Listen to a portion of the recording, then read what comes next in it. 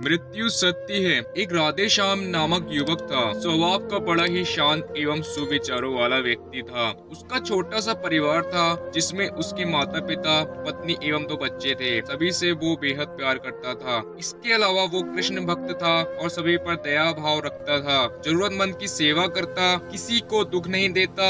उसके इन्हीं गुणों के कारण श्री कृष्ण उस पे बहुत प्रसन्न थे और सदैव उसके साथ रहते थे। और राधे श्याम अपने कृष्ण को देख भी सकता था और बातें भी करता था। इसके बावजूद उसने कभी ईश्वर से कुछ नहीं मांगा। वह बहुत खुश रहता था क्योंकि ईश्वर हमेशा उसके साथ रहते थे, उसे मार्गदर्शन देते थे। राधे श्याम भी कृष्ण को अपने मित्र की तरह पुकारता था और उनसे अपने विचारों को बांटता था। एक दिन राधे श्याम के पिता की तबीयत अचानक खराब हो गई। उन्हें अस्पताल में भर्ती किया गया। उसने सभी डॉक्टर से हाथ जोड़े, अपने पिता को बचाने की मिन्नतें की, लेकिन सभी ने उससे कहा कि वो ज्यादा उम्मीद नहीं दे सकते और सभी ने उसे भगवान पर भरोसा रखने को कहा। तभी राधे श्याम को कृष्ण का ख्याल आया और उसने अपने कृष्ण को पुकारा। कृष्ण दौड़े चले आए। राधे श्याम ने कहा, मित्र तुम तो भगवान हो, मेरे पिता को बचा लो। कृष्ण ने कहा, मित्र ये मेरे हाथों में नहीं है, अगर मृत्यु का समय होगा तो होना तय है। इस पर राधे श्याम नाराज हो गया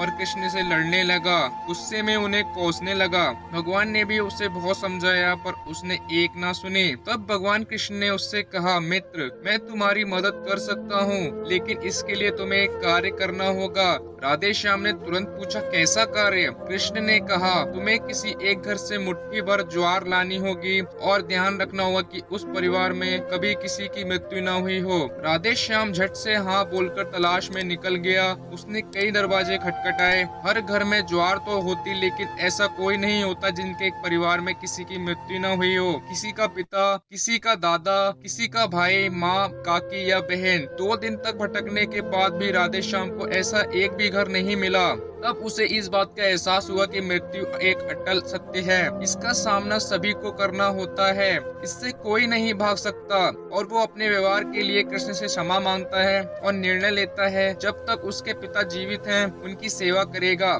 थोड़े दिनों बाद राधे श्याम के पिता स्वर्ग सिधार जाते हैं। उसे दुख तो होता है, लेकिन ईश्वर की दी उस सीख के कारण उसका मन शांत रहता है। दोस्तों, इसी प्रकार हम सभी को इस सच को स्वीकार करना चाहिए कि मृत्यु एक अटल सत्य है। उसे नकारना मूर्खता है। दुख होता है, लेकिन उसमें फंस जाना गलत है, क्योंकि आप भी उस दुख से पीड़ित नहीं है, अपितु संपूर्ण मानव जाति उस दुख से रूबरू होती ही है।